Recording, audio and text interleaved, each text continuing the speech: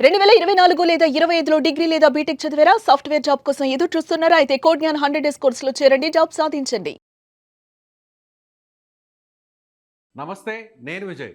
ప్రస్తుతం ఇరాన్ మీద జరుగుతున్నటువంటి యుద్ధం, ముఖ్యంగా ఇజ్రాయెల్తో కలిసి అమెరికా పెద్ద ఎత్తున చేస్తున్నటువంటి ఈ దాడుల నేపథ్యంలో అదే స్థాయిలో ఇరాన్ కూడా తిప్పికొడుతుంది. అయితే ఇప్పుడు తాజాగా ఇరాన్ మీద జరుగుతున్నటువంటి ఈ దాడిని వ్యతిరేకిస్తూ ఇప్పుడు చైనా కూడా సీన్లోకి వచ్చింది. చైనా కూడా ఇప్పుడు ఇరాన్కి సపోర్ట్గా ఒక ప్రకటన కూడా చేసింది. నిజంగా చైనా కూడా ఇప్పుడు ఈ యుద్ధంలో పాల్గొనేటువంటి అవకాశం ఉందా? అమెరికాకు వ్యతిరేకంగా చైనా ఏ స్థాయిలో ఈ యుద్ధంలో పార్టిసిపేట్ చేసేటువంటి అవకాశం ఉంది? నిజంగా అదే జరిగితే మూడవ ప్రపంచ యుద్ధం ప్రారంభమయ్యే అవకాశం ఉందంటారా? ఎస్, దీని గురించి డిస్కస్ చేసే ప్రయత్నం చేద్దాం. మనతో పాటున్నారు అనలిస్ట్ నాగార్జున రెడ్డి గారు. నాగార్జున రెడ్డి గారు, నమస్తే అండి. నమస్తే. నమస్తే సార్, ఏంటి సార్ ఇప్పుడు చైనా ఇప్పటి వరకు చైనా పరోక్షంగా ఇరాన్కి సపోర్ట్ చేస్తుంది. చైనాకు సంబంధించినటువంటి టెక్నాలజీ కానీ శాటిలైట్స్ను మాత్రమే అటు ఇజ్రాయెల్ మీద, గల్ఫ్ దేశాల మీద మిసైల్స్ కానీ డ్రోన్స్ కానీ యూజ్ చేయడానికి చైనా పరోక్షంగా సహకరిస్తుంది అనుకున్నాం. కానీ ఇప్పుడు తాజాగా చైనా చేసినటువంటి అనౌన్స్మెంట్ చూస్తే ఇరాన్ మీద జరుగుతున్నటువంటి దాడిని చైనా నేరుగా ఎంటర్ అయ్యేటువంటి ఛాన్సెస్ ఉన్నాయనుకోవచ్చా? చైనా ఒక్కటే కాదండి, నిన్న మొన్నటి దాకా 4 రోజులు అయింది కదా మొదలయ్యి. దాకా ఏంటంటే చైనా, రష్యా, నార్త్ కొరియా, ఈడ ముగ్గురు కూడాను ఏమీ చెప్పకుండా నిమ్మకి నీరెత్తినట్టు అలా చూస్తూ ఉన్నారు. కానీ ఇండైరెక్ట్గా హెల్ప్ చేస్తూ ఉన్నారు ఇరాన్కి. కానీ ఇప్పుడు వచ్చినటువంటి లేటెస్ట్ న్యూస్ ఏంటి అంటే రష్యా, చైనా, నార్త్ కొరియా కూడా ప్రత్యక్ష యుద్ధంలోకి దిగేటువంటి సూచనలు కనపడుతున్నాయి. మరి అటువైపు ఏం జరుగుతుంది?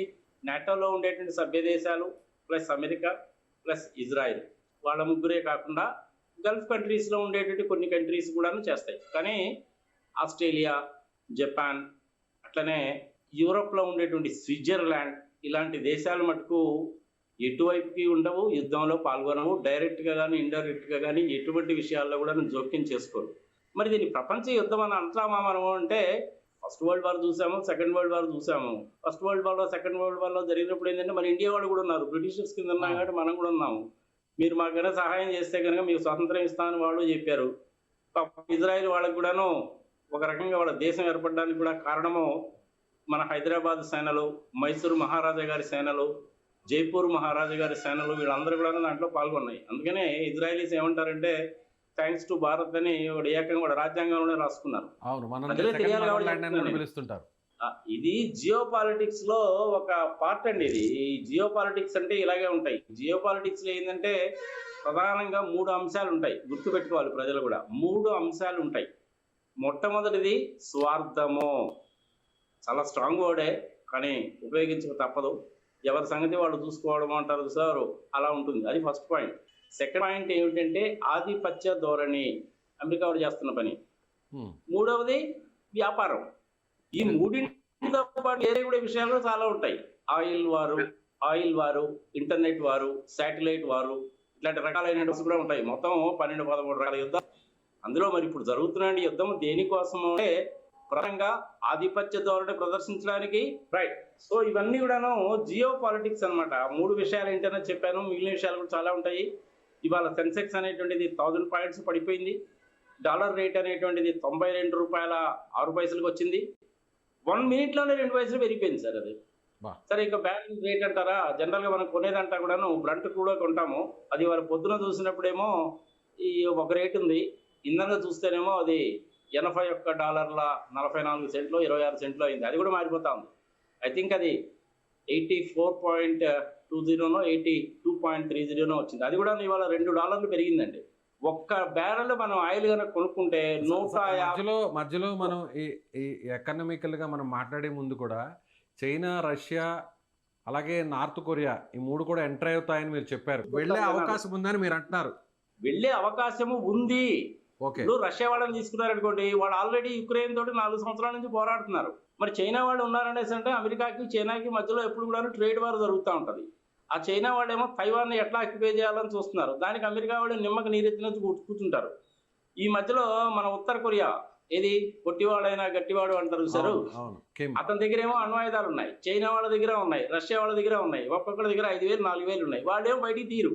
ఆ సపోర్టింగ్ ఎలా ఉండొచ్చు? ఇరాన్కి ఆల్మోస్ట్ వీళ్ళ ముగ్గురు సహకారమే కదా. అదే ఏ విధంగా అంటే నేరుగా వాళ్ళు వార్లోకి దిగుతారంటారా? దిగరండి.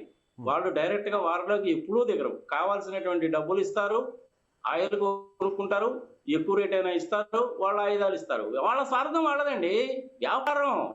ఓకే. సపోర్ట్ చేస్తాను అని చెప్పి డైరెక్ట్ గా చెప్పరు, కానీ సపోర్ట్ చేస్తారు. ఎట్లా చేస్తారు? వాళ్ళ ఆయుధాలు కొంటారు, ఆయుధాలన్నీ ఉంటాయి, మళ్ళీ వాళ్ళ దేశాల్లో ఆయుధాలు తయారు చేస్తూ ఉంటారు, మళ్ళీ అమ్ముతా ఉంటారు. అదే వ్యాపారం అంటే. జియో పాలిటిక్స్ ఇలాగే ఉంటాయి, ఎవడి స్వార్థం వాడిదే. అంతే కదా. ప్రపంచం ఎట్టపోతే నాకేంటి, నా సంగతి ఏదో నేను చూసుకోవాలి కదా, మన సంగతి ఏదో మనం చూసుకుంటాం కదా. స్విట్జర్లాండ్ వాళ్ళు అసలు ఇట్లాంటి విషయాలు ఎంటర్ గారు. సెకండ్ వరల్డ్ వార్ తర్వాత జపాన్ వాళ్ళు అసలు ఇంతవరకు ఎక్కడా ఎంటర్ కాలేదు. ఆస్ట్రేలియా వాళ్ళు అంత ఎక్కడా ఎంటర్ కాదు. యూరోప్ లో ఉండే కొన్ని దేశాలు కూడాను ఎంటర్ కావు. వాళ్ళు ఏదో ఫ్రాన్స్, జర్మనీ వీళ్ళందరూ కూడా మేము కూడా ఉన్నామని అంటారు. కానీ ట్రంప్ గారు కనుక మేము కూడా ఉన్నాం అనకపోతే ట్రంప్ గారు మొట్టికాయలు వేస్తాడు. అందుకని సరే మేము కూడా ఉన్నామండి అంటారు. ఉండి మటుకు ఇరాన్ ఏం చేయగలరండి? ఇది జస్ట్ కాన్ డూ ఎనీథింగ్, అంతగా చేయలేరు. మరి భారతదేశం ఎలా ఉండాలనుకుంటున్నారు, ఎలా ఉండబోతుంది అనుకుంటున్నారు? మొదటి నుంచి కూడా మనము నాన్ ఇండియన్ కంట్రీ కాబట్టి ఎవరికి కూడాను మనం సపోర్ట్ చేయము. నీతి, నిజాయితీ, న్యాయము, ధర్మము ఎటువైపు ఉందో అటువైపే వెళ్తాం మనం. వాడు మనల్ని చాలా గౌరవిస్తారు, అభిమానిస్తారు. ప్రపంచంలో ఉన్నటువంటి జ్యూస్ కమ్యూనిటీని 60 లక్షల మందిని 2వ ప్రపంచ యుద్ధంలో చంపేసినప్పుడు మా దేశానికి రెండేళ్ళు ఆహ్వానించిన దేశం మంది. ఇప్పటికి కూడా మనకు బాంబేలో ఉన్నారు.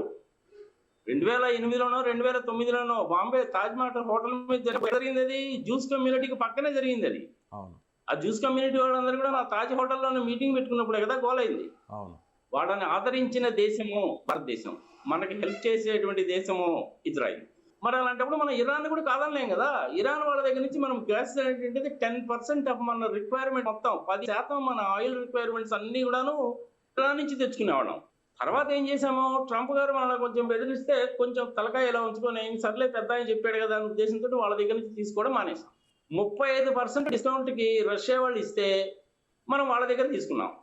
వాళ్ళ మీద కూడా శాంక్షన్స్ పెట్టడం మొదలు పెట్టేసరికి ఇంకా మనం ఎక్కడి నుంచి ఒక దగ్గర నుంచి తెచ్చుకోవాలి కదా. మన ఇండియాలో పరిస్థితి అలాగే ఉంటుంది. మనకి 100 లీటర్ల పెట్రోల్ కావాలి, 100 సిలిండర్లు కావాలంటే 20 సిలిండర్లే మన ఇండియాలో ఉంటాయి. అది డీసీ బ్లాక్ కావచ్చు, లేకపోతే బాంబే హైవే కావచ్చు, లేకపోతే అస్సాంలో ఉండేటువంటి బావులు, డిగ్బోయ్ లాంటి బావుల్లో నుంచి కావచ్చు. మిగిలిన 80 సిలిండర్లు మనం కొనుక్కోవాలి. డాలర్లు ఇచ్చి కొనుక్కోవాల్సిందే. మన దగ్గర లేనప్పుడు తీసుకోక తప్పదు కదా. టెక్నాలజీ వైజ్ గా మనకేం ప్రాబ్లం లేదు. ఐరన్ ఓర్ ఇట్లాంటివన్నీ బ్రహ్మాండంగా ఉన్నాయి. సిమెంట్ ఫ్యాక్టరీలు బాగానే ఉంటాయి. రైల్వే నెట్వర్క్ బాగుంది. నేషనల్ హైవేస్ బాగానే ఉన్నాయి. టోల్స్ వేరే బాగుంది.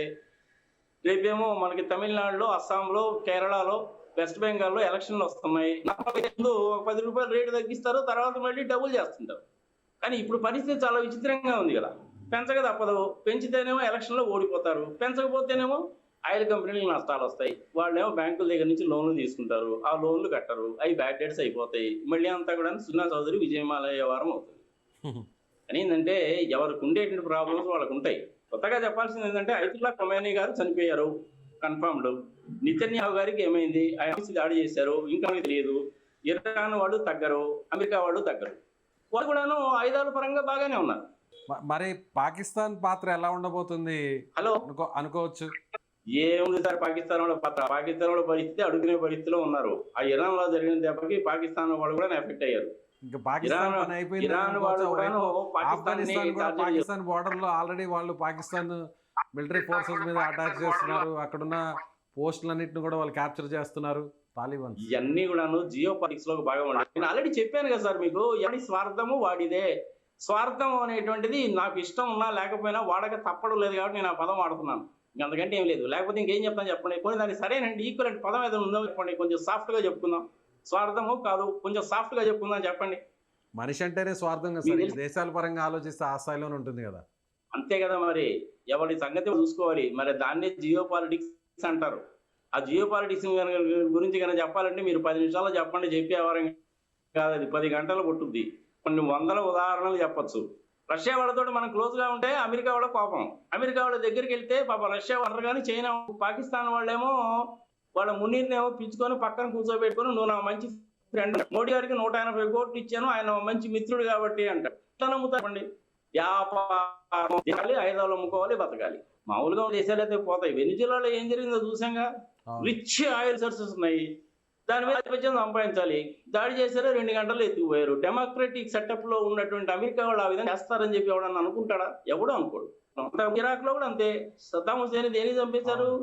నీ దగ్గర అణ్వస్త్రాలు ఉన్నాయా అని చెప్పి చంపేశారు. చివరికి తేలింది, తేలింది. ఏం లేవని తేలింది. మీ చేతుల్లో కనుక అణ్వాయుధాలు ఉంటే మీరు అది హౌతీస్ లాంటి వాళ్ళకి, ఆల్ ఖైదా వాళ్ళకి, ఐసిస్ వాళ్ళకి కనుక ఇస్తే ప్రపంచం అంతా నాశనం అయిపోతుందంట. ఇప్పుడు అమెరికా వాళ్ళు చేస్తున్న పని ఏంది? అది కదా. డెమోక్రటిక్ కంట్రీ అయి ఉండి వెనిజులాలో ఆ విధంగా చేస్తా. పాకిస్తాన్ టెర్రరిస్ట్ దేశం అని చెప్పి తెలిసి వాళ్ళకి సహాయం చేస్తారా చెప్పండి? అవును. పాకిస్తాన్ నా దగ్గర న్యూక్లియర్ బాంబ్స్ ఉన్నాయి వాడు పిండాకుడు వాడి దగ్గర ఆడ తెచ్చినాయి సార్. అయ్యి చైనా వాళ్ళతోటి అమెరికా వాళ్ళతోటి ఏదైనా ప్రాబ్లం దగ్గరగా ఉంటది కదా చేసి పాకిస్తాన్ పెట్టుకున్నారు. మన వాళ్ళు ఏమో పోయిన దెబ్బ మామూలు దెబ్బ కాదు. ఎక్కడ కొట్టారో తెలుసా మీకు? అది చాలా విచిత్రంగా ఉంటుంది మీకు చెప్తే. చెప్పండి. కిరాణా హిల్స్ కొట్టారు. కిరాణా డైరెక్ట్ గా హిల్స్ కిరాణా ఎట్లా హిల్స్ కొట్టారు మీదనే అనుకున్నారు? వేశారు. అదిగో చెప్తున్నా, డైరెక్ట్ గా కిరాణా హిల్స్ కాదు, కిరాణా హిల్స్ అండర్ గ్రౌండ్ లో దాచిపెట్టినటువంటి దగ్గర పనిచేస్తున్నారు అక్కడ చాలా మంది. ఆ గుహల్లో పనిచేసేవాళ్ళు, వాళ్ళకి ఆక్సిజన్ కావాలిగా. ఆ వెంటిలేటర్ మీద ఆక్సిజన్ కొట్టారు. పైపు కొట్టారు. కిరాణా హిల్స్ ని కొట్టారని బాకండి. ఆక్సిజన్ పైపు కొడితే కొంచెం వైబ్రేషన్ వచ్చింది. ఎవరు ఏవి? ఆ అణ్వాయుధాలన్నీ అమెరికా వాడి. Yes. అందుకని ఆగమేఘాలను పరిగెత్తుకొని వచ్చాడు. C-17, C-30, C-130 ఆ గ్లోబ్ మాస్టర్ వేసుకునే వాడు వచ్చాడు. టర్కీ వాడేమో పౌడర్ పంపించాడు రేడియేషన్ రాకుండా ఉండడానికి. అవును. పాలిటిక్స్ అండి. పాలిటిక్స్ ఎలాగా ఉంటాయి? ఎవడు స్వార్థం వాడిదే. మరి అంటే అప్పుడు భారతదేశాన్ని మరి భారత్ ఎటువైపు ఉంటుంది అనేసి అంటే మనకి ఇరాను కావాల్సిందే, ఇజ్రాయెల్ కావాల్సిందే, ఇద్దరు కావాల్సిందే. మనకి పని లేదు సార్. ఇరాన్ తోటి మన రిలేషన్ ఎందుకు పాడు చేసుకోవాలి? 5,000 సంవత్సరాల నుంచి వాళ్ళే మనకి రిలేషన్స్ ఉన్నాయి. ఇజ్రాయెల్ వాళ్ళేమో రాజ్యాంగంలోనే రాస్తున్నారు, కాదలేము, వీళ్ళని కాదలేము. మరి అట్లాంటప్పుడు మనం ఏం చేయాలి? ఓకే దాన్ని సార్, థ్యాంక్ యూ కొట్టారు. Sir, thank you so much డిస్కషన్లో పార్టిసిపేట్ చేసినందుకు.